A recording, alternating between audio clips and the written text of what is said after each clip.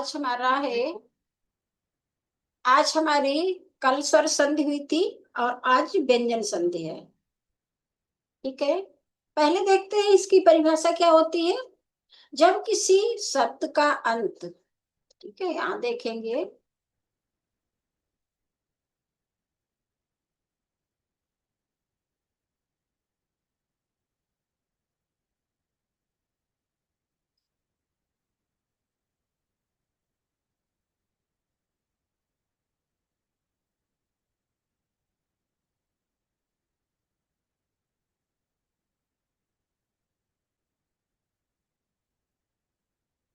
देखेंगे जब किसी शब्द का अंत व्यंजन पर हो और अगला शब्द स्वर पर हो, ठीक है, स्वर या व्यंजन से शुरू होता है, तब उनके मेल से जो परिवर्तन होता है उसे क्या कहते हैं? उसे व्यंजन संधि कहते हैं।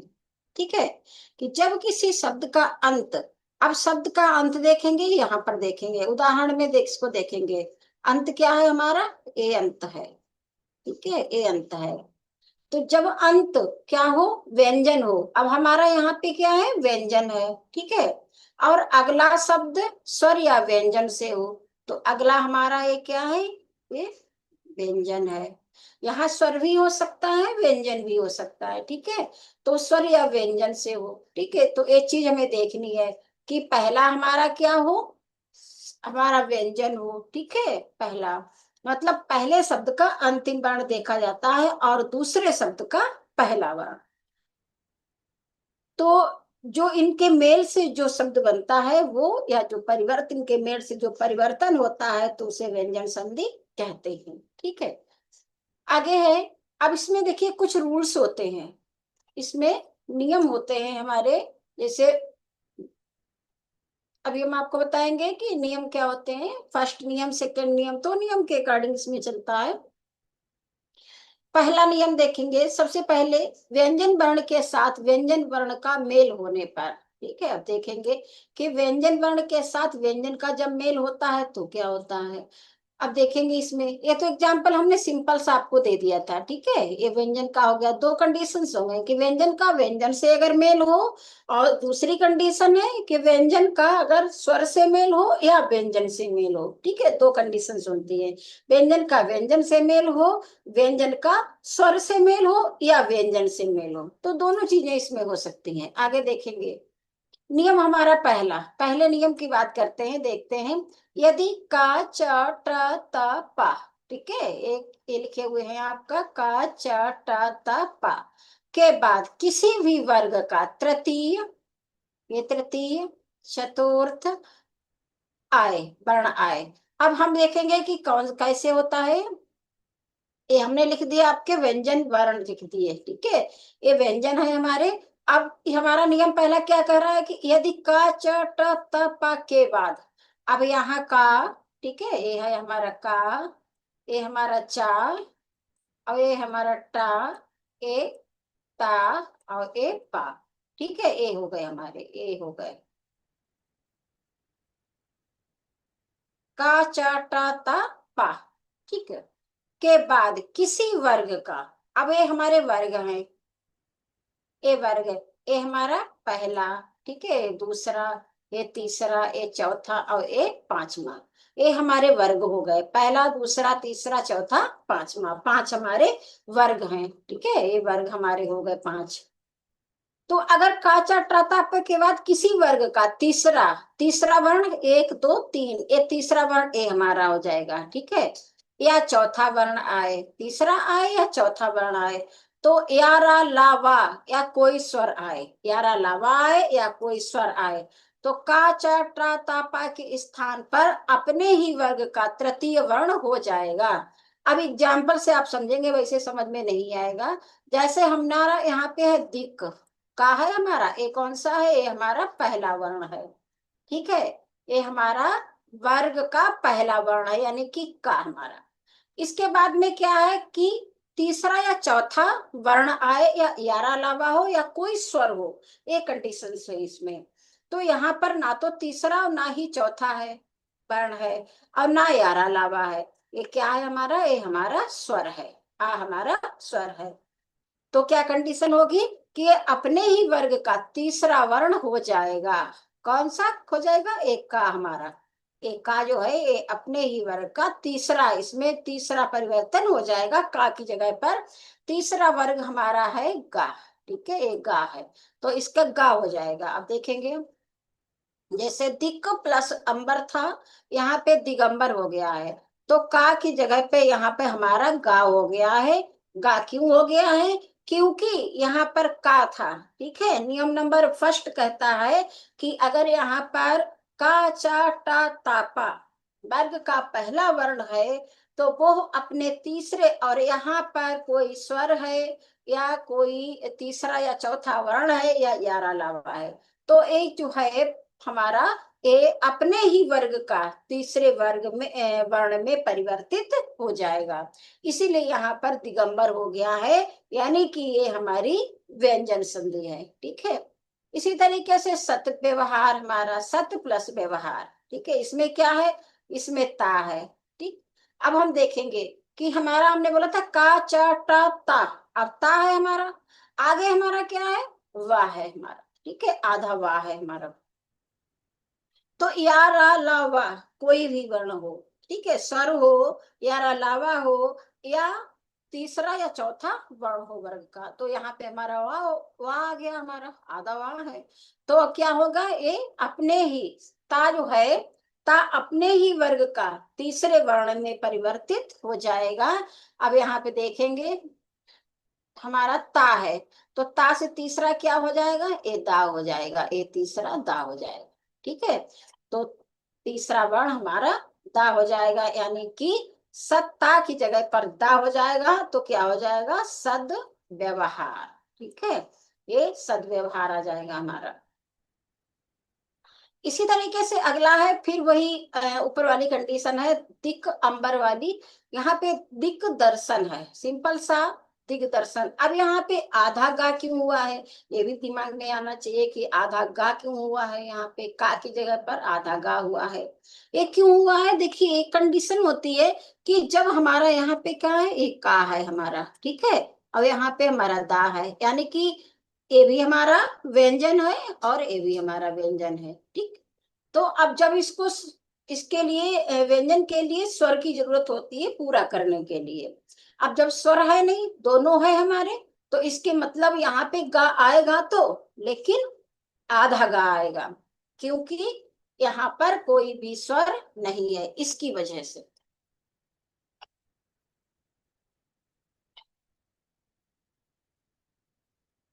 तो एक इस तरीके से हमें ध्यान रखना होगा। ठीक है, आगे अगला है आपका सच्चित प्लस आनंद। सच्चित प्लस आनंद, अब वही बात, यहाँ पे ता है और यहाँ पर हमारा स्वर है। ठीक है, अब यहाँ पे ता हो गया, तो ता का तीसरा वर्ण क्या हो जाएगा?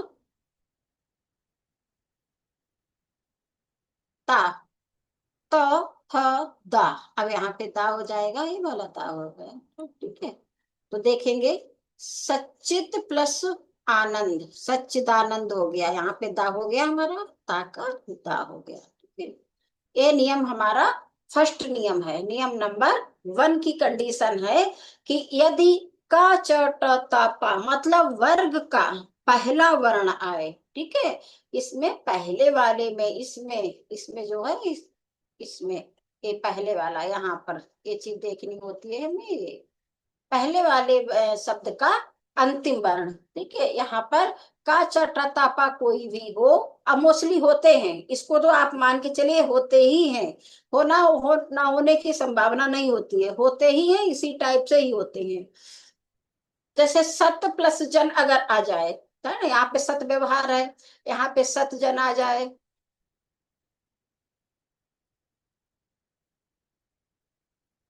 अब आगे जन समझ लीजिएगा, सत प्लस जन आ जाए, तो ये हमारा ता क्या है? ये हमारा किस में परिवर्तित हो जाएगा? ये दा में परिवर्तित हो जाएगा, क्योंकि सज्जन होता है। ठीक है, सत प्लस जन सज्जन होता है, तो डबल जा क्यों आएंगे? क्योंकि उसके लिए कोई भी हमारा स्वर नहीं था। ता और जा, इधर ता था, इधर ता है, और उधर हमारा जा हो जाएगा। ठीक है, तो एज जा है, तो दोनों ये क्या है, ये हमारे व्यंजन है। ठीक है, अगर यहाँ पे स्वर होता तो ये हमारा पूरा आ जाता, यहाँ पे हमारा ये भी आधा ये भी आधा, इसीलिए एक जा को हम आधा लिख देते हैं, सज्जन हो जाएगा। ठीक है, सत प्लस जन सज्जन। ठीक, आगे देखेंगे।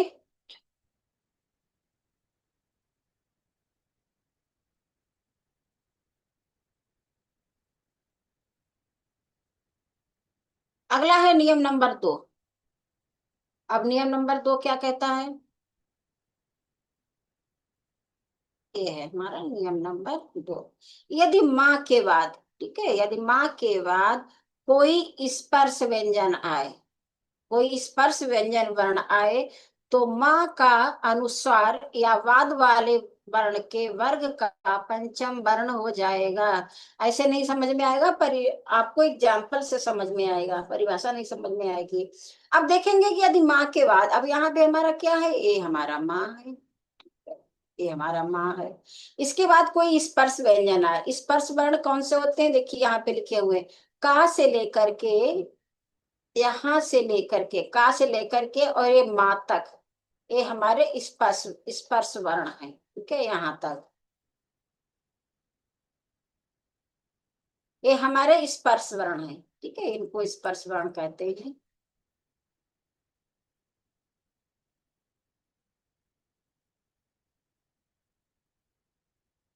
ये हमारे स्पर्श वर्ण है, का से लेकर के और माँ तक। अब क्या है कि यदि माँ के बाद कोई स्पर्श वर्ण आ जाए, का से माँ तक कोई भी वर्ण आ जाए, तो माँ का अनुस्वार के बाद पहले वाले वर्ग, वर्ण के वर्ग का पंचम वर्ण हो जाएगा। अब इसको ऐसे समझ लेंगे, अब माँ है हमारा, ठीक है, माँ के बाद अब का हमारा क्या है, ये हमने बताया ना, का से माँ तक क्या है, स्पर्श व्यंजन है हमारे। तो ये जो माँ है इस किस में परिवर्तित हो जाएगा, अनुस्वार में परिवर्तित हो जाएगा। यानी कि ये जो होता है हमारा, या एक ए होता है, ठीक है, और एक ए होता है, एक ए होता है, तो ये अनुस्वार होते हैं, तो इनमें परिवर्तित हो जाएगा। जैसे सम प्लस कल्प, संकल्प, ये अंकी बिंदी लग गई यहाँ पे, इसका, इसकी मात्रा लग गई, इसकी मात्रा लग गई, ठीक है, इसकी, इसकी वाली मात्रा यहाँ पर लग गई, तो क्या हो गया, संकल्प हो गया आपका। इसी तरीके से सम प्लस चा, चय। अब चा क्या है, ये भी हमारा स्पर्श वर्ण है, क्योंकि का से माँ तक जितने भी है वो सब हमारे स्पर्श वर्ण है। ठीक है, तो माँ की जगह पर क्या हो जाएगा, वही अनुस्वार आ जाएगा, ए अंकी बिंदी आ जाएगी। ठीक है, ए अंकी बिंदी यहाँ पर आ जाएगी।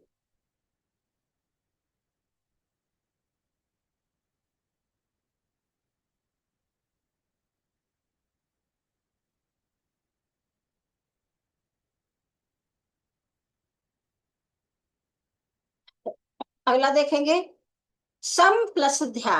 ठीक है, इसी तरीके से ये भी है, सम प्लस ध्या। तो यहाँ पर माँ के बाद में हमारा धा क्या है, ये भी हमारा स्पर्श वर्ण है, क्योंकि ता था दाधा ना, अब पा फा वा वा माँ तक हमारे स्पर्श वर्ण है। ठीक, तो सम प्लस ध्या हो जाएगा आपका संध्या।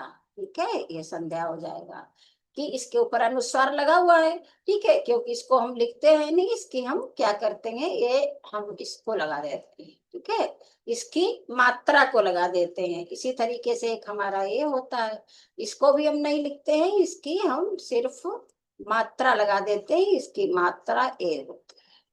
ठीक है, इसको हम लगा देते हैं, तो सम प्लस ध्या बराबर हो जाएगा संध्या।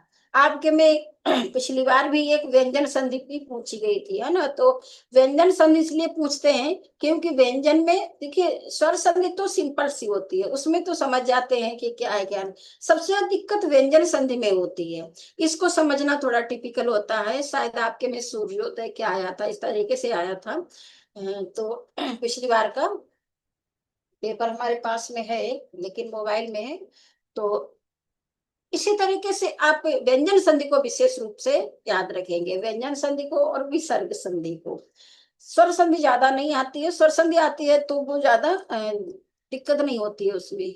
ठीक है, व्यंजन संधि में थोड़ी समस्या होती है, क्योंकि इसमें वर्णों का होता है कि कौन सा वर्ण हटेगा तो उसकी जगह पे कौन सा आ जाएगा। हाँ, तो नियम के अकॉर्डिंग चलता है, तो इसमें थोड़ा ये टिपिकल होता है। बाद बाकी जो है स्वर संधि कठिन नहीं होती है, वो सरल होती है। अब सम प्लस ध्या हो गया संध्या। अब खाली आप क्या करेंगे, आप लोग जो है ऐसे समझेंगे कि अगर यहाँ पर माँ है तो उसकी अंकी बिंदी आ जाएगी। ठीक है, ये ध्यान रखेंगे, बस अंकी बिंदी आ जाए ऐसा शब्द अगर है तो वो उसका आंसर यही होगा। ठीक है, क्योंकि माँ की जगह पे क्या हो जाएगा, पंचम वर्ण आ जाएगा। पंचम वर्ण के मतलब क ख ग घ हाँ, पंचम वर्ण कौन सा है हमारा, देखिए ये पंचम वर्ण है, ये जितने भी हैं हमारे, ये हमारे पंचम वर्ण है। ये पंचम वर्ण है, एक, दो, तीन, चार और पांच, ये पंचम वर्ण हमारे हैं। ठीक है, तो ये ही आ जाएंगे। इन सब की मात्रा क्या होती है, इन सब की ए मात्रा होती है। ठीक है, इसी मात्रा से सभी वर्णों को लिख दिया जाता है। आप दिमाग लगाएंगे कुछ समझ में आ जाएगा। जैसे चंचल है, ठीक है, इस तरीके से। दिव्यांग, अब दिव्यांग होता है तो दिव्यांग में क्या होता है, कौन सी मात्रा लगेगी, किसकी मात्रा लगेगी, उसमें इसकी मात्रा लगेगी, मात्रा वही होगी हमारी, खाली एक बिंदी ऊपर। ठीक है, चंचल है, चंचल में इसकी मात्रा लगेगी वही हमारी, इसमें भी बिंदी लगेगी। ठीक है, तो जितने भी हैं सब में हम इसी बिंदु से, ये पांच तक है, यहाँ तक है खाली, इसी से हम इनको लिख देते हैं, यही मात्रा लगा देते हैं, हमारा पूरा हो जाता है। ठीक, तो देखेंगे, तो संध्या हो गया हमारा, सम प्लस ध्या संध्या हो गया। अगला है सम भाव। ठीक है, सम प्लस भाव, तो क्या हो जाएगा हमारा सम भव। सम प्लस भव है, यहाँ पे सम भव है, खाली यही है संभव, तो हो जाएगा संभव। ठीक है, सम प्लस भव बराबर संभव। संभाव होता तो संभाव हो जाता है यहाँ पर। ठीक है, कोई दिक्कत नहीं थी। तो इस तरीके से अगला हमारा नियम है, नियम नंबर 3। इसमें क्या होता है, यदि किसी स्वर के बाद छा, ठीक है, छाता वाला छा का प्रयोग हो तो छा के पहले चा, आधा चा, क्योंकि इसमें क्या है, ये हलंत लगा हुआ है। ठीक है, तो हमारा आधा चा हो जाएगा, ये हलंत लगा हुआ है ये। ठीक है, ये हलंत है हमारा, का प्रयोग होता है। ठीक, यदि किसी स्वर के बाद, ये हमारा क्या है, आप देखेंगे अब यहाँ पर स्वर के बाद छा का प्रयोग हो तो छा से पहले आधा चा जुड़ जाएगा, सबसे सरल है ये। अब हम देखेंगे यहाँ पर जैसे अनु है। ठीक है, अनु है, यहाँ पर क्या है, छोटा ऊ, छोटा ऊ है, अनु, मात्रा लगी छोटे होगी तो छोटा ऊ मानेंगे। और यहाँ पर छा है। ठीक है, तो कहता है कि अगर किसी स्वर के बाद छा आ जाए, तो यहाँ पे स्वर के बाद छा आ गया, तो इससे पहले आधा चा यहाँ पर जोड़ देंगे और कुछ नहीं करेंगे। यहाँ पे देखिए जुड़ गया यहाँ पर। ठीक है, और बाद बाकी सेम ही है, अनु प्लस छेद बराबर अनुच्छेद, आधा इसमें चा हमने जोड़ दिया। अगला है परिच्छेद। अब परि में क्या है, छोटी ई है हमारी यहाँ पर। ठीक है, ये छोटी ई है। अब यहाँ पे छह है, छा है। ठीक, तो क्या हमारा नियम कहता था, इससे पहले एक छोटा सा चा जोड़ दो, परिच्छेद हो जाएगा। ये यहाँ पे आपका दिया हुआ है, परिच्छेद हो जाएगा। ठीक, इसी तरीके से स्वच्छंद। ठीक है, अब स्व हमारा यहाँ पे आया, तो क्या है स्वच्छंद, यहाँ पे आधा चा जुड़ेगा, ये गलत, यहाँ पे स्वच्छंद हो जाएगा हमारा। ठीक है, एक आएगा संधि छेद। ठीक है, संधि छेद हो जाएगा, संधि छेद, संधि छेद हो जाएगा। तो यहाँ पर हमारा स्वर, यहाँ पे हमारा छोटा आ रहा है, यहाँ पे है छोटा आ हो गया हमारा ये। अब यहाँ पे छोटी ई हमारी आ गई। ठीक है, ये, तो इस तरीके से देख लेंगे कि अगर यहाँ पे कोई स्वर है और यहाँ छा है, तो उससे पहले एक चा हम आधा चा जोड़ देंगे। ठीक है, ये हमारा नियम नंबर 3 कह रहा है। रिपीट करेंगे एक बार। पहले नियम में क्या कह रहा था कि यदि का चटा तापा के बाद ना याद रहे तो वर्ग का पहला वर्ण हो, ठीक है, और दूसरे वाले पद में तृतीय या चतुर्थ वर्ण हो या यारा ला हो वा हो या कोई स्वर हो, तो अब जो प्रथम पद है जो उसके स्थान पर पहले वाले पद का अंतिम जो वर्ण है वो किसमें बदल जाएगा? अपने ही वर्ग के तृतीय वर्ण में। ठीक है, अपने ही वर्ग के। ये वर्ग का है अगर यहाँ पे, तो इसी का वर्ग है, ये पूरा इसका ही वर्ग है। ठीक है, ये इसी का वर्ग है, तो इसी में परिवर्तित हो जाएगा। जैसे ये चा अगर आपका आ जाए तो चा किसमें? जा में हो जाएगा। टा अगर है तो डा में हो जाएगा। ता है तो ता में हो जाएगा। पा है तो वा में हो जाएगा। ठीक है, इस तरीके से ये बदल जाएंगे। ठीक, ध्यान रखेंगे इसको। अपने ही वर्ग, ए अपने ही वर्ग के हैं। ठीक है, ए इसको इसको तो नहीं करना है, हमने बता दिया आपको। ए नहीं आएगा वर्ग में, वर्ग में सिर्फ यहाँ तक आएंगे, माँ तक, यहाँ तक वर्ग हमारा बनेगा। ठीक है, इसको रिमूव करके फिर बताते हैं।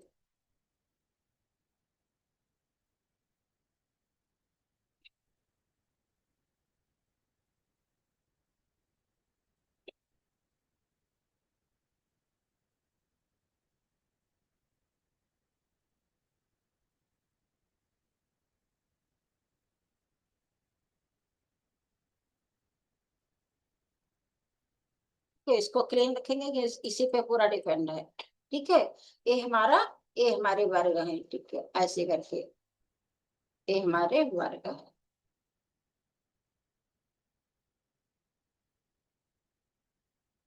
ये वर्ग है। ठीक है, तो इसका पहला पहला वर्ण ए है हमारा। ठीक है, ये पहला वर्ण हो गया। ठीक है, और यही हमारे का चा टा ता पा आएंगे। ठीक है, यहाँ तक खाली, बस। चलो अगला देखते हैं। हाँ, ये हमारी चल रहा था, रिपीट चल रहा था। ये हो गया। नंबर नियम नंबर 2 क्या कहता है? यदि माँ के बाद कोई स्पर्श वर्ण आए, ठीक है, हमने वर्ण बताए का से माँ तक सभी स्पर्श वर्ण होते हैं। तो यदि माँ के बाद कोई स्पर्श वर्ण आए तो माँ का अनुस्वार या बाद वाले वर्ण के वर्ग का पंचम वर्ण हो जाएगा। वही सम प्लस कल्प हो जाएगा हमारा संकल्प। ये भी आपको पता है, नियम नंबर 2 भी पता है कि दिक अंबर बराबर दिगंबर, यानी कि इसमें तीसरा वर्ण जुड़ जाएगा। किसकी जगह पे? इसकी जगह पर। ठीक है, ये आए, ये आए का चा टा ता पा, इनमें आए तो एक इसमें जुड़ जाएंगे, ये हमारे जुड़ जाएंगे। ठीक है, ये तीसरे वर्ण में जुड़ जाएंगे। इसमें आए तो इसका जो है ये पांचवें वर्ण में जुड़ जाएगा। यहाँ पे अगर माँ है तो ये पांचवें वर्ण में जुड़ जाएगा। ये याद रखने वाली चीज है।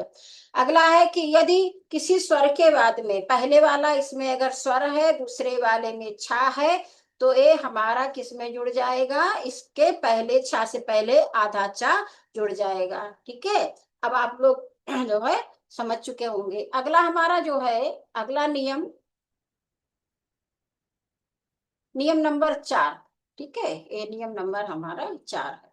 इसमें री स स री सॉरी री र स से परे न करना हो जाता है, किंतु बाद में चा वर्ग ता वर्ग टा वर्ग शब्द और सा होने पर ना का अड़ा नहीं होता। ऐसे समझ में नहीं आएगी, परिभाषा थोड़ी टिपिकल है ना, क्योंकि इसको हम धीरे से समझते हैं तब समझ में आती है। अचानक से कोई कह दे तो नहीं समझ में आता है कि रासायणाना क्या है, समझ में नहीं आता है। इसलिए हमें जब शॉर्टकट की रास्ता अपनानी पड़ती है कि जल्दी समझने के लिए हमें एग्जाम्पल द्वारा समझना पड़ता है। जैसे मैथ है, मैथ में जब सवाल लगाते हैं, है ना, तो हमें फार्मूला समझ में नहीं आता है जल्दी से कि क्या है, कैसे लगाना क्या है। जब हम उसके एग्जाम्पल को देखते हैं तब हमारी समझ में आ जाता है कि इस तरीके से ही ये लगेगा। वैसे जल्दी कहो कि नहीं फार्मूला दे दो लगा दो, नहीं समझ में आएगा। और जब एग्जाम्पल्स जो उसके होते हैं, उदाहरण होते हैं, उनको जब हम वो 4 6 लगा लेते हैं तब समझ में आ जाता है कि हाँ अब ठीक है, अब हमारी समझ में आ गया। उसी तरीके से संस्कृत या हिंदी की ग्रामर होती है। कि सेम मैथ के फार्मूले की तरह इसमें भी फार्मूले यूज होते हैं। और हमारी ये जो ग्रामर है संस्कृत से निकल के आई है, ठीक है। जो पाणिनि की अष्टाध्यायी थी वहां से ग्रामर आई है, तो इसलिए थोड़ी कठिन है ना। ये तो कठिन नहीं है, तो सरल है, लेकिन और भी ग्रामर जो है बहुत टिपिकल है। संस्कृत की ग्रामर हिंदी में संस्कृत से ही निकल के आई है ना। तो इसलिए बहुत जो नए नए होते हैं उनके लिए थोड़ा कठिन होता है, अदरवाइज बहुत कठिन नहीं होता है। समझने लगते हैं फिर नहीं लगता है कठिन। जब तक समझ में नहीं आती है कोई चीज तब तक कठिन लगती है, ठीक है। तो हम इसके नियम को ना देख करके, क्योंकि नहीं समझ में आएगा है ना, कई इसमें वर्ण है। पहले वाले नियम 3 तक तो समझ जाओगे, उसमें कम चीजें हैं, इसमें थोड़ी ज्यादा चीजें हैं, तो हम ऐसे समझ लेते हैं, ठीक है। हम तो समझ जाएंगे कि यदि, अब देख लेंगे फिर भी, क्योंकि जब तक इस चीजों को नहीं देखेंगे तब तक नहीं। अब यहाँ पे क्या है, हमारा एक स्वर आ गया यहाँ पर, ठीक है। ये हमारा स्वर आ, क्योंकि ये छोटी ई की मात्रा लगी है, कहीं पर भी अगर स्वर की कोई मात्रा लगी है तो उसको स्वर ही माना जाएगा। इसके बाद में नाम है, ना है हमारा, दूसरे वाले में ना है, ठीक है। तो हमारा क्या कहता है नियम, कि री र सा से परे ना का णा हो जाता है, ठीक है। अब यहाँ देखेंगे कि ना का णा हो गया, बस ना अणा हो जाता है, किंतु बाद में चा वर्ग ता वर्ग टा वर्ग शब्द और सा होने पर ना का अणा नहीं होता है। अगर हमारा चा टा ता पा ये वर्ग का है, ठीक है, इस वर्ग का कोई वर्ण है, का चा टा ता पा वर्ग का कोई वर्ण है, अगर इसमें किसमें, इसमें, ठीक है, इसमें, इसमें अगर हमारा का चाटा तापा मतलब का खा ग, वहाँ माँ तक, का से माँ तक का वर्ग, वर्ग का कोई है, ठीक है, का वर्ग का चा वर्ग का, किसको छोड़ करके, खाली अनुस्वार को छोड़ करके, मतलब ए वाले,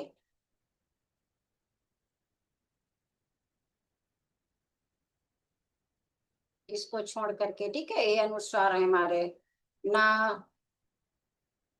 माँ, ये हमारे अनुस्वार है, इनको छोड़ करके का का खा गा घा चाचा जाझा टाठा डाढ़ा ताथा दादा, ठीक है, पापा बाबा, यहाँ तक 4 वर्ण। अगर इन ये हमारे होते हैं, और अगर हमारा सा है, ठीक है, ये है, तो ना का अड़ा नहीं होता, वैसे ना का अड़ा हो जाएगा। जैसे परिणाम, परिणाम है, तो ना है हमारा, ना तो इसमें क्या है, न का है, न खा है, न गा है, न घा है, ठीक है, इसमें ना है। अब जब ना है तो ये किसमें परिवर्तित हो जाएगा, ये अणा में परिवर्तित हो जाएगा, ठीक है, अणा में परिवर्तित हो गया। तो परि प्लस नाम बराबर परिणाम हो गया हमारा, ठीक है। इसी तरीके से हर प्लस ना, अब देखिए यहाँ पर क्या है हमारा, यहाँ पर ना है, ठीक है, यहाँ पर कोई भी का खा गा घा चा छ जा झा टा ठा डा डा ता था दाधा नहीं है, ठीक है। इसीलिए ये ना जो किसमें परिवर्तित हो गया, ये हमारा णा में परिवर्तित हो गया।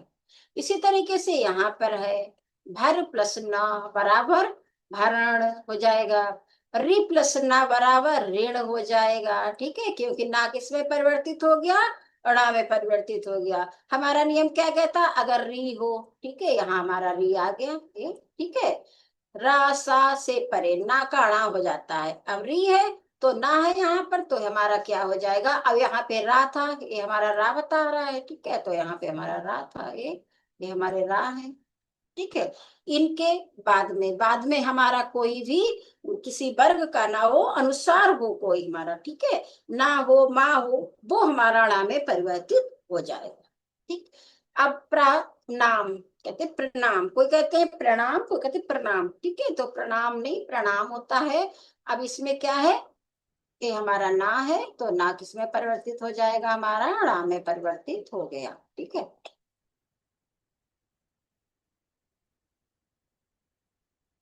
इसी तरीके से अब प्रा है, इसको आप सोच रहे होंगे कि ये तो प्रा है ना, यहाँ तो रा नहीं के प्रा, यहाँ पा और रा मिलकर के प्रा बना है, ठीक है, तो इसीलिए इसको रा मानेंगे। प्रा रा इसके अंत में, पा के अंत में रा निकलता है प्रा, ठीक है, तो रा इसकी श्रेणी में ये आएगा। तो प्रणाम, प्रणाम हो जाएगा, प्रमाण, प्रमाण हो जाएगा ये आपका, ठीक है। आप वर्ण समझ लीजिए, खाली आप उदाहरण इनके देख लीजिए कि ऐसा ऐसा अगर कंडीशन हो तो ना अगर आए यहाँ पर, ठीक है, अगर ना आए तो हमारा किसमें अड़ा में परिवर्तित हो जाएगा। तो हम इसको एग्जाम्पल द्वारा इसको समझ लेंगे। अगला देखेंगे नियम नंबर 5।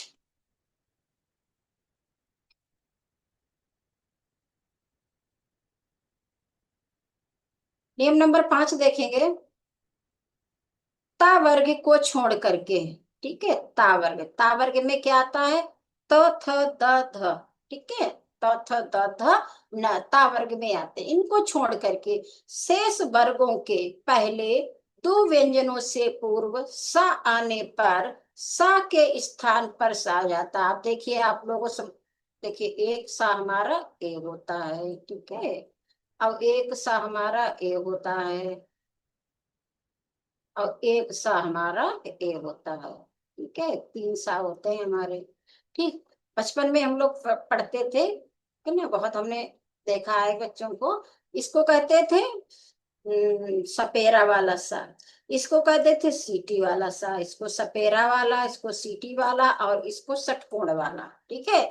तो तीनों का, क्योंकि तब हमें क्या होता है, इतना ज्ञान नहीं होता है कि इनका उच्चारण अलग अलग होता है। तब हम क्या समझते थे, तीन सा। आज भी बच्चे जो हम पढ़ाते हैं तो बच्चे कहते हैं कि मैं तीनों सा, ठीक, तो तीनों सा नहीं होते हैं, तीनों सा है, इनका उच्चारण अलग अलग है, ठीक है, तीनों सा के उच्चारण अलग है, इसको तीनों के नाम अलग हैं, तीनों जो उच्चरित करते हैं तो जीव जो है वो अलग अलग। इस वाले को हमारी जीव दांतों को स्पर्श करती है बोलते समय, और इसको बोलते समय हमारा तालु स्पर्श होता है जीव को, और इसको स्पर्श करते, इसको बोलते समय हमारी जीव जो है वो मूर्धा को स्पर्श करती है, ठीक है। तो तीनों का जो है उच्चारण स्थान अलग है, तीनों के नाम अलग है। इसको हम दंत सा कहते हैं, इसको तालव्य सा कहते हैं, इसको मूर्धन्य सा कहते हैं, ठीक।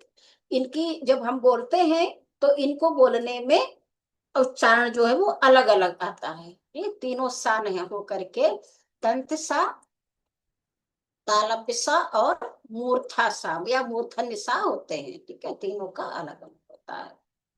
तो अब क्या है कि तावर्ग को छोड़ करके इसमें तावर्ग का यूज नहीं होगा, ठीक है। शेष वर्गों के पहले दो व्यंजनों से पूर्व सा आने पर सा के स्थान पर एक ए सा और ए हमारा तालव्य सा, ए मूर्धन्य सा हो जाएगा। अब देखेंगे दुस प्लस काल,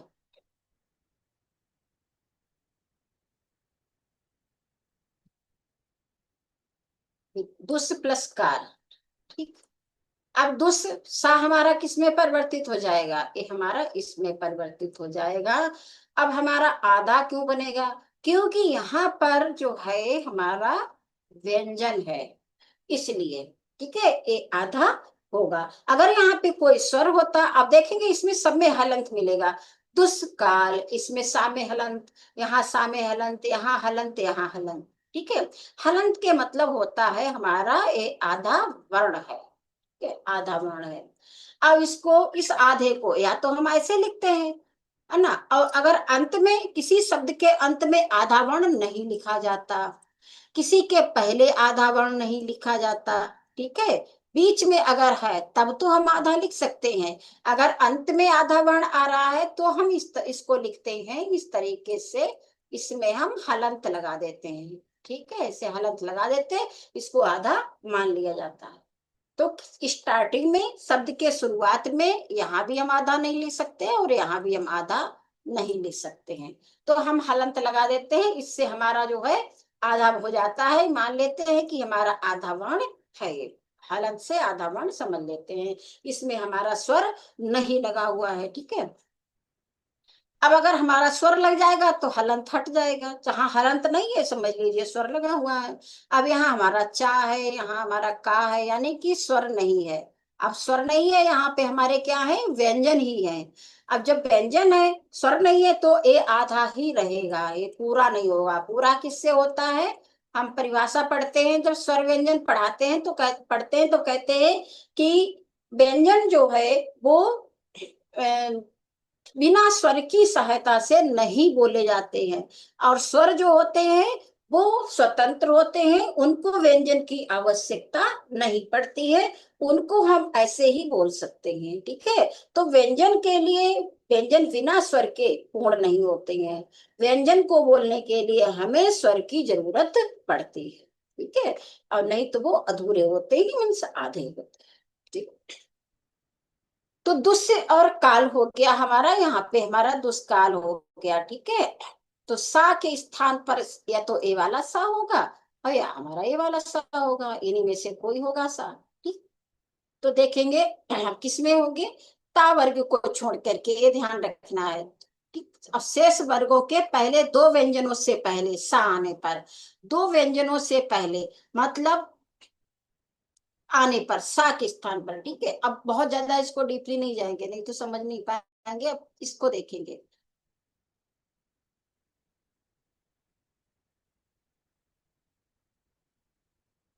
ठीक, आगे है दुष्चरित्र, इसी तरीके से दुष्चरित्र। अब देखेंगे इसमें, ये हमारा दुष्चरित्र हो गया। ठीक है, इसी तरीके से निष्पक्ष। ठीक है, यहाँ भी हमारा देखेंगे, ये हमारा निष्पक्ष हो गया।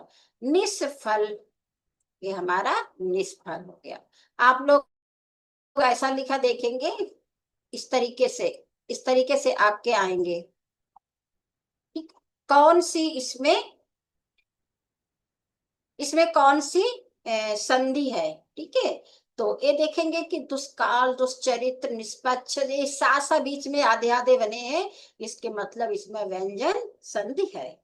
आपके में इतना ही आता है कि इसमें कौन सी संधि है, व्यंजन है, स्वर है, विसर्ग है। ठीक है, तो इस तरीके से समझ जाइएगा, जैसे परिणाम है, हरण है, भरण है। अड़ा अड़ा बीच आए अगर हमारा भी लास्ट में, अड़ा अड़ा अड़ा बार बार आए तो समझ जाएंगे व्यंजन संधि है। ठीक है, इस तरीके से समझ जाइएगा। अगला है हमारा नियम नंबर 6, नियम नंबर 7 तक ही है हमारे। नियम नंबर 6 में क्या होता है, सभी वर्गों के अंतिम तीन व्यंजनों में से, ठीक है, तीन व्यंजनों में से किसी के पूर्व सा आने पर सा के स्थान पर रा हो जाता है। देखिए, स्वर संधि तो जल्दी समझ जाते हैं बच्चे, क्योंकि उसमें वर्णों से नहीं मतलब होता है ना, और इसमें एक एक वर्ण का होता है, इसलिए इसको समझना थोड़ा है टेढ़ा लगता है। तो वैसे स्वर संधि में ज्यादा दिक्कत नहीं होती है। अब देखेंगे इसमें क्या है हमारा,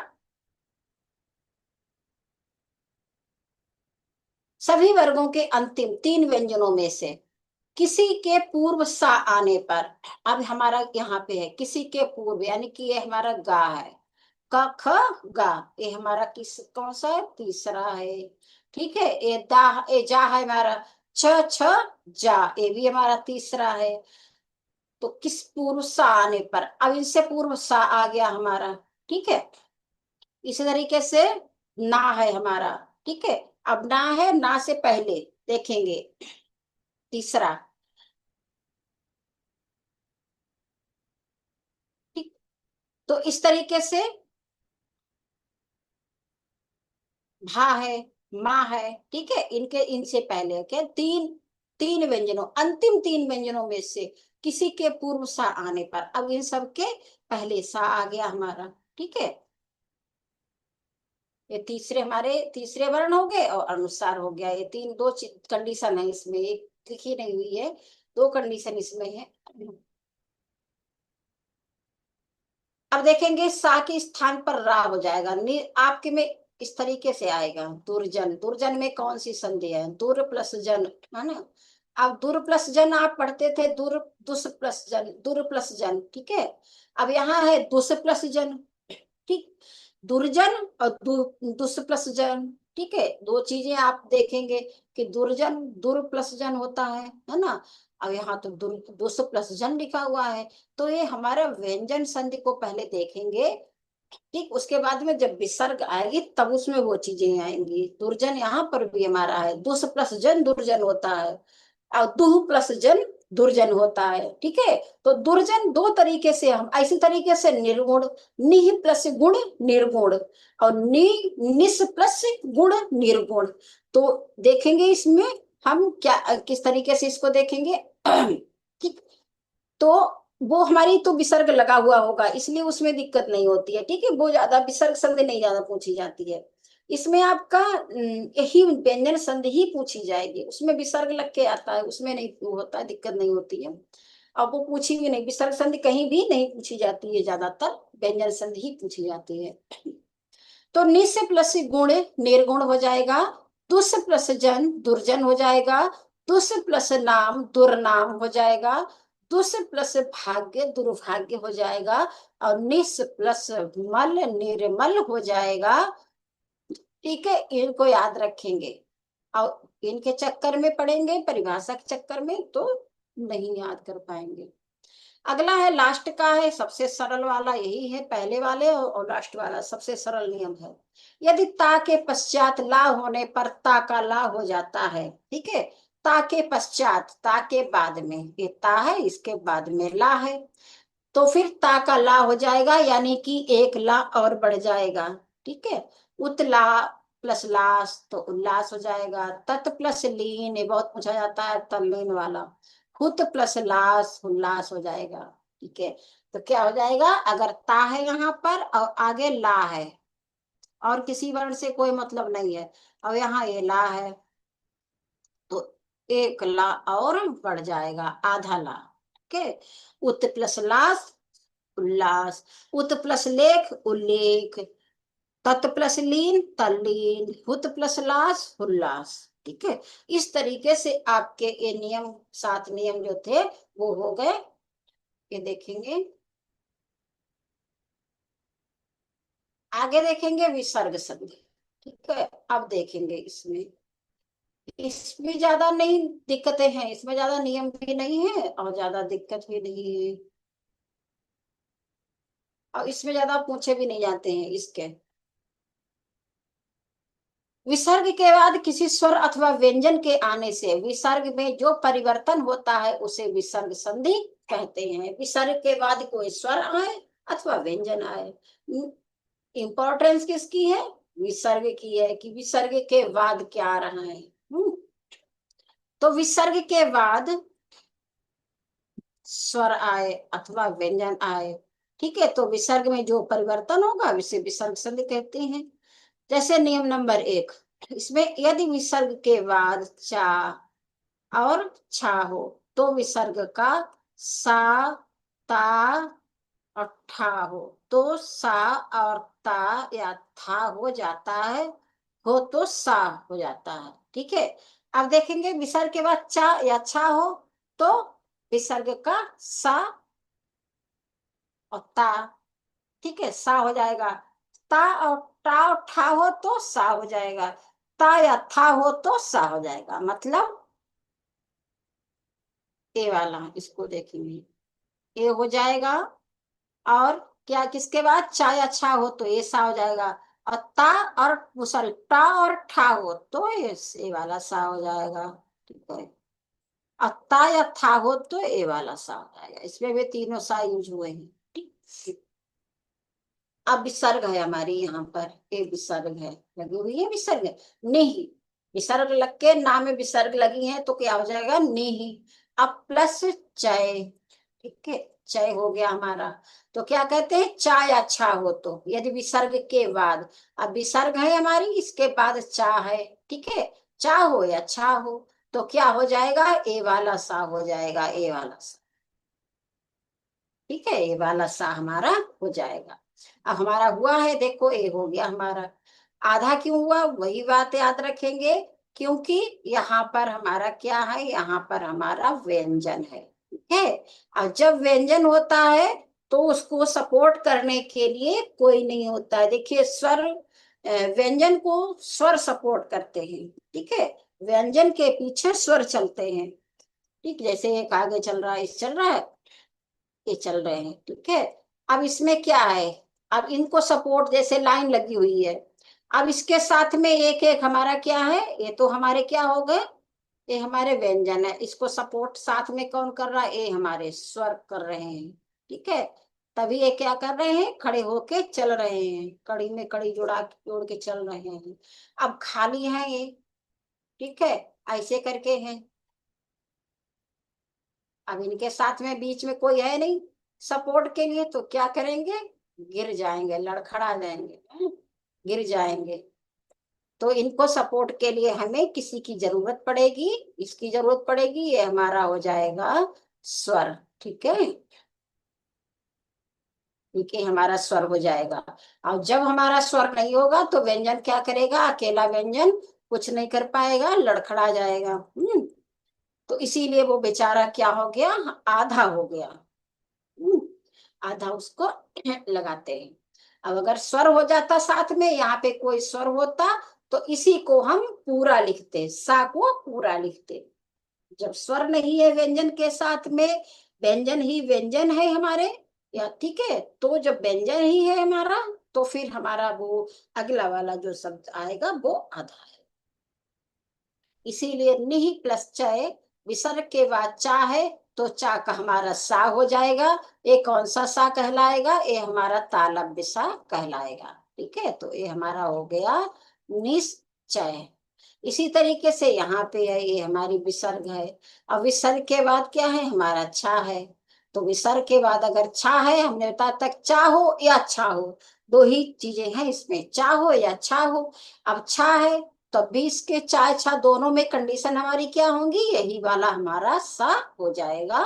तो यहाँ पर भी हमारा निश्चल हो जाएगा, निहि प्लस छल वाला बराबर निश्चल। इसी तरीके से निहि प्लस तार। ठीक है, अब क्या है, चाचा तो नहीं है, यहाँ पे ता है, तो यदि ता हो तो, यदि ता और ठा हो तो सा हो जाएगा। ठीक है, अब ता है हमारा यहाँ पे, ता हो या टा हो, यहाँ पे टा है, यहाँ ठा नहीं है। ये ये टा है यहाँ पे, ठीक है, याद रखिए टा, ये टा है हमारा, ठीक है, ऐसे याद रख, ये टा, टा हो तो सा। ठीक, ता या था हो तो सा हो जाएगा। ठीक है, ता या था हो तो, अब यहाँ पे हमारा ता नहीं है, यहाँ पे ता ही है। ठीक है, ठीक है, यहाँ पे टा नहीं है, यहाँ पे ता ही है, ये वाला ठा नहीं है, ता वाला एक ता है हमारा। ठीक है, इसको रिमूव करके सही करते हैं। यहाँ पे हमारा ये ता वाली कंडीशन यहाँ लिखी हुई है, वो कंडीशन ता और ठा वाली है। ठीक है, ठा सही है हमारा, हम सोच रहे कि यहीं पर लिखा हुआ है। तो ये ता या था हो तो सा हो जाएगा। अब यहाँ पे हमारा क्या है, यहाँ पे हमारा ता है। ठीक है, तो जब ता है तो हमारा क्या हो जाएगा, ये वाला हमारा सा हो जाएगा, ए। ठीक है, तो नी ही प्लस तार बराबर हमारा हो जाएगा निस्तार। ठीक, इसी तरीके से अगला है धनु। अब यहाँ पे हमारा क्या है, यहाँ पे हमारा स्वर है। ठीक है, स्वर तो सभी में है, नी है, ये छोटी की मात्रा लगी है, तो यहाँ पर भी हमारा स्वर है। यहाँ पे ऊ की मात्रा है, तो ये ऊ हमारा है, प्लस टकार। ठीक है, ये हो गया हमारा, ये टकार नहीं टंकार होगा, ये अंकी बिंदी है इसमें। ठीक है, टंकार होगा, यहाँ पर अंकी बिंदी लगा लीजिएगा, लगा दें इसको।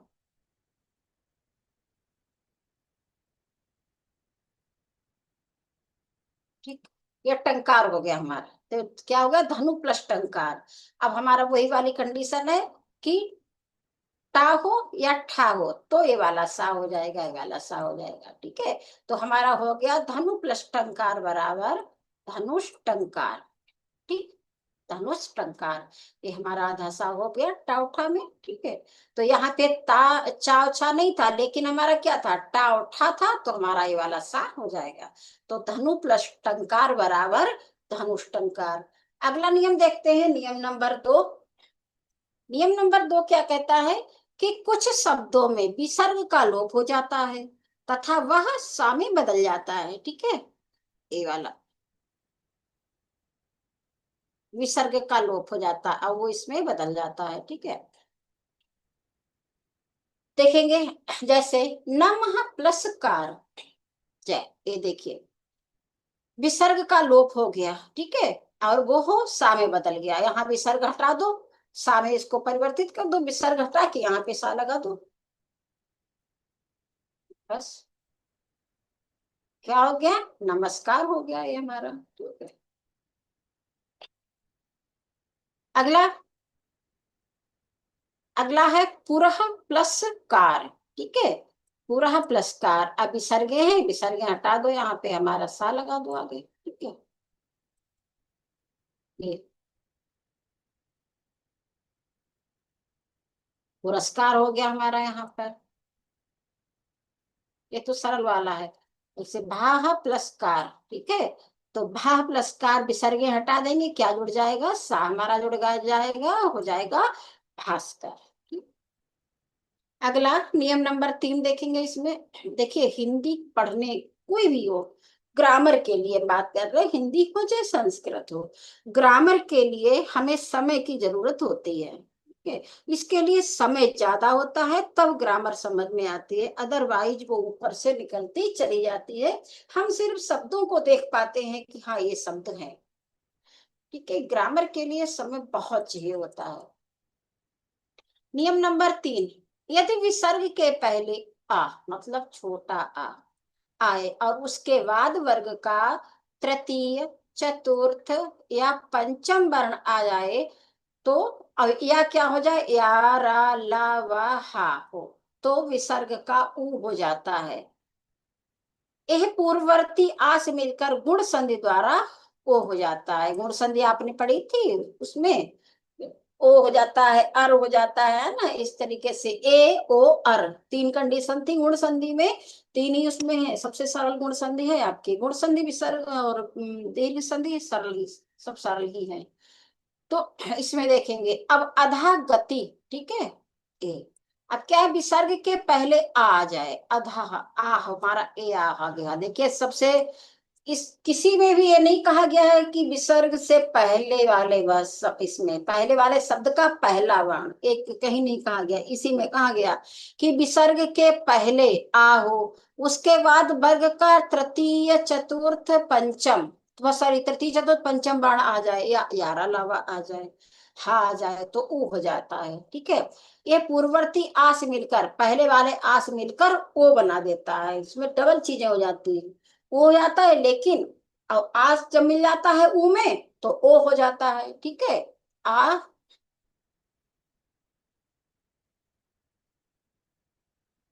और ऊ मिल करके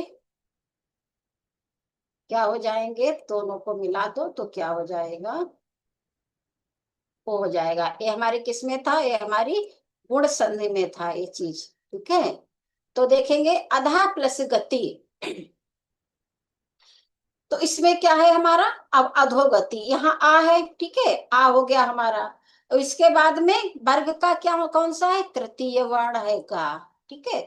आ हो गया, विसर्ग से पहले आ हो गया, और इसमें है गा, तृतीय वर्ण है। अब तो दोनों को मिलाएंगे तो हो जाएगा ऊ, और ऊ का हम ओ मान लेंगे, ऊ का हम ओ बना देंगे, ठीक है। तो अधोगति हो जाएगा, अधोगति होता ही नहीं है कुछ, है ना। यहाँ पे हमें सार्थक ध्वनि का ही प्रयोग करना है, सार्थक शब्द को लाना है। तो अब हमारा आएगा, लेकिन ऊ और आ को मिला देंगे। अब गा का क्या हो गया, इसका इसका हम ऊ बना, ऊ हो गया, ठीक है, ऊ हो गया। अब यहाँ पे आ है, जब आ है ऊ है तो दोनों मिलाकर यहाँ पर धो हो जाएगा, ओ हो जाएगा, ठीक। इसी तरीके से यहाँ पर ये है, वही कंडीशन सेम यहाँ पर है। एक पा फा वा, ये भी हमारा क्या है, ये भी हमारा तृतीय वर्ण है, ठीक है, ये हमारा तृतीय वर्ण है, वा, प फ व, तृतीय वर्ण हो गया। अब यहाँ पे हमारा विसर्ग से पहले क्या है, हमारा आ है, ठीक है। यहाँ पे आ है, म न न हा, न हा, आ और हा, ठीक है। तो यहाँ पे दो चीजें, आ हो गया हमारा, विसर्ग से पहले आ है, वही मात्रा ही नहीं लगी है तो आ ही मानेंगे, इसको मान लेंगे, ठीक है, आ है हमारा। अब उसके बाद में क्या है, वाह है, यानी कि वर्ग का तृतीय वर्ण है, ठीक है। अब हमारा यहाँ पे जब वर्ग का तृतीय वर्ण है तो एक इसमें हो जाएगा, ए छोटे ऊ में बदल जाएगा, ठीक। अब यहाँ पे आ है, आ और छोटा ऊ मिलकर के ओ हो जाएंगे, यानी कि मनोबल हो जाएगा यहाँ पर हमारा। मन योग बहुत लिखा देखते हैं आप लोग, मनोयोग को पढ़ा होगा, तपोबल, तमोगुण, मनोयोग, कौन सी संधि है ये हमारी विसर्ग संधि है, ठीक है, ये ध्यान रखेंगे, नहीं तो फिर कहो कि गुण संधि तो नहीं है इसमें। क्योंकि तमह गुण, तमह गुण, तमा गुण नहीं होगा, तमह। अब हा आ जाए तो समझ जाएंगे हा किस में आता है, विसर्ग संधि में आता है। आपको ऐसे ना पता लगे कि कौन सी है, तो हम उसको तोड़ के देख लेंगे कि तमोगुण है तो तमागुण, तमागुण तो कोई शब्द नहीं सुना है हमने, है ना। तो वो तमागुण जब शब्द नहीं सुना है तो तमह हमने देखा था एक बार या सुना था कभी, है ना। देखिए कभी जब पढ़ लेते हैं, कोई जब पढ़ा देता है, क्लास में पढ़ते हैं या कहीं भी पढ़ते हैं, तो हमारे माइंड में वो चीज कहीं न कहीं हमारे माइंड में रहती है। एग्जाम हॉल में जब बैठते हैं तो ऐसे करके क्या करते हैं, सोचते हैं ऐसे करके। समझ में आ गया। कहाँ से आता है, हमारे माइंड के अंदर है। और जब हम अपने दिमाग पे जोर डालते हैं, हमारे दो मन होते हैं, एक चेतन एक अचेतन मन। तो सारी चीजें हमारी अचेतन मन में फीड होती हैं, कंप्यूटर की तरह हमारे अचेतन मन में फीड होती हैं। कब बहुत सारी चीजें हमारे कंप्यूटर में फीड होती हैं, हम ढूंढते रहते नहीं मिलती हैं, इसको खोला उसको खोला, बहुत देर बाद मिलती हैं। उसी तरीके से हमारे माइंड की बात है, हमारे अचेतन मन में बहुत सारी चीजें पड़ी होती हैं, ढूंढते रहते नहीं मिलती हैं, परीक्षा में बैठते हैं जब ऐसे सोचते हैं, और सोचते सोचते एकदम अच्छा हाँ याद आ गया। कहाँ से आता है, वही अचेतन मन से निकल के चीजें आती हैं। अब वो हमारे ऊपर आ जाती हैं, क्योंकि उस चीज को हमने कभी ना कभी पढ़ा था। अब कोई चीज जब कभी ना कभी हम पढ़ते हैं तो वो मेरे दिमाग में जरूर होती है, वो कहीं जाती ही नहीं है ना। वो होती है, लेकिन वो काफी समय जब हो जाता है तो वो इतनी अंदर हो जाती है कि वो उसको ऊपर लाने में हमें बहुत प्रयास करना पड़ता है, यानी कि बहुत सोचना पड़ता है। तब जाके वो हमारे माइंड में ऊपर आते हैं, तब हमें लगता है हाँ याद आ गया, है ना। और एग्जाम हॉल में ही हमें चीजें सोच पाते हैं, क्योंकि वहां पर इसके अलावा कुछ होता ही नहीं है सोचने के अलावा। जब नहीं आता है तो सोचते हैं, आता है तो कर लेते हैं, है ना। तो सबसे ज्यादा माइंड का यूज हमारे एग्जाम में होता है, एग्जाम पीरियड में जब एग्जाम हॉल में बैठे होते हैं, तो सबसे ज्यादा दिमाग हमारा उसी में लगता है, सोचने में लगता है। अब तब वो चीजें उथल पुथल करके ऊपर आती है, तब हमें याद आ जाता है हाँ ये चीज तो हमने सुनी थी, ये चीज वहां वहां ऐसा हमें बताया गया था, या हमने सुना था, या हमने खुद में ही पढ़ा था, है ना। तो ये चीज है कि जब हम शब्दों को देख लेते हैं तो कभी न कभी मेरे अचेतन मन में होते हैं, है ना। जब पढ़ते हैं तो अचेतन मन में तो होते ही होते हैं। अब वो चेतन मन में लाने के लिए हमें थोड़ा प्रयास करना पड़ता है, कोशिश करनी पड़ती है ना। हमारे माइंड को उथल पुथल कराना पड़ता है कि खोज के ला, जल्दी से खोज के ला, कहाँ गया, है ना। वो पढ़ा था गया कहाँ, आखिर पढ़ा कहाँ, पढ़ा था कहाँ, पढ़ा था, कोई चीज ढूंढते रहते हैं तो याद आती है कहाँ रखी कहाँ रखी। तो इसी तरीके से हमारे जो माइंड का यूज है एग्जाम हॉल में सबसे ज्यादा होता है। अब वो चीज हमें याद आ जाती है, बशर्ते उसको हमने कभी न कभी पढ़ा हो, तब वो चीज रहेगी। अदरवाइज जब हमने उसको कभी पढ़ा ही नहीं है, कभी देखा ही नहीं है, तो फिर वो उसको कहाँ उथल पुथल कितनी करोगे तो आएगी कहाँ से, आएगी ही नहीं, क्योंकि उसको हमने कभी पढ़ा ही नहीं था, ठीक है। तो ये चीजें हैं कि हम इन शब्दों को खाली देख लेंगे, इन शब्दों को देख करके ही हम एक बार पढ़ लेंगे कि ये क्या चीज है ना, ताकि ये हमारे दिमाग में रहे, हमारे माइंड में ये चीज रहे। और जब हम परीक्षा हॉल में बैठे हों तो हमारे दिमाग में ये चीज आ जाए कि हाँ ये चीज हमने पढ़ी थी, ठीक है। इसी तरीके से तमह और गुण, तमोगुण आ जाएगा। तपह योग, तपोबल हो जाएगा। मनः योग और मनोयोग हो जाएगा, ठीक है। इसी तरीके से मनः बल मनोबल हो जाएगा। ये ध्यान रखेंगे, कंफ्यूज नहीं होंगे, गुण संधि और विसर्ग संधि में ये इस वाले नियम में कतई कंफ्यूज नहीं होंगे, क्योंकि आप इसको गुण संधि को अच्छे से पढ़ लेंगे तो इसमें कंफ्यूज नहीं होंगे, ठीक है। तो डबल फायदा होगा, गुण संधि अच्छे से हो जाएगी और आप विसर्ग संधि आएगी तो आप कंफ्यूज नहीं होंगे। तो इनको अच्छे से पढ़ लीजिएगा। और कल देखते हैं कि क्या पढ़ाना है हमें।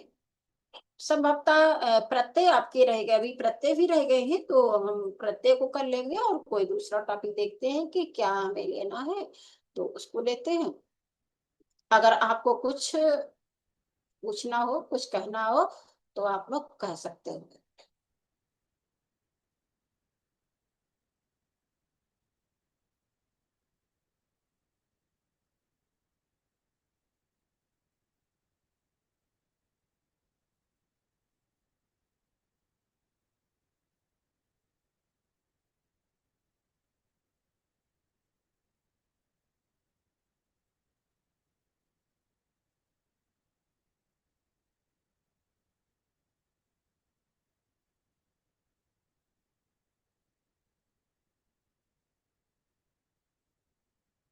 देखिए नियम नंबर आपने क्या कहा है कि मैम ये वाला नियम फिर से समझा दीजिए। तो व्यंजन संधि की बात हो रही है ना।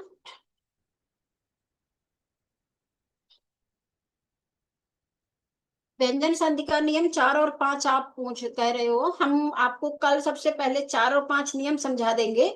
ठीक है। और उसके बाद स्टार्ट करेंगे आगे की चीजें। ठीक है, कल हम आपको नियम नंबर 4 और 5 फिर से अच्छे से समझा देंगे। उसके एग्जाम्पल्स भी और अच्छे से समझा देंगे, ताकि आप कंफ्यूज ना हो। ठीक है। और किसी की कोई कोई क्वेरी हो तो आप लोग लिख सकते हो, जो भी चीज समझ में ना आए। देखिए कम समय में, है ना, हमने बताया आपको कि हमें व्याकरण के लिए बहुत सारा समय चाहिए होता है। तो हम एक एक शब्द पे, उस पे विशेष रूप से ध्यान देते हैं, है ना, ध्यान दे के एक एक चीज को पढ़ते हैं। हम क्लास में जो संधि पढ़ाते हैं तो कम से कम हमें 15 दिन लगते हैं, खाली एक संधि को पढ़ाने में, यानी व्यंजन संधि को पढ़ाने में या स्वर संधि को पढ़ाने में 15 दिन लगते हैं, तब जाके वो पूरा हो पाता है। क्योंकि इसमें एक एक चीज को जब समझाते हैं ना, बहुत सारे एग्जाम्पल्स हैं। और फिर ये नहीं समझ में आया तो इसका कैसे तोड़ना, फिर उसका विच्छेद भी करना, उसको अलग भी करना है। तो इसके लिए हम कम समय में आपको अच्छे से और अच्छे से समझाने की कोशिश करेंगे, है ना। तो कल हम आपको नियम नंबर 4 और 5 फिर से आपको रिपीट करा देंगे, अच्छे से समझा देंगे। और उसके अन्य एग्जाम्पल्स भी बता देंगे, ताकि आपकी समझ में आ जाए। ओके।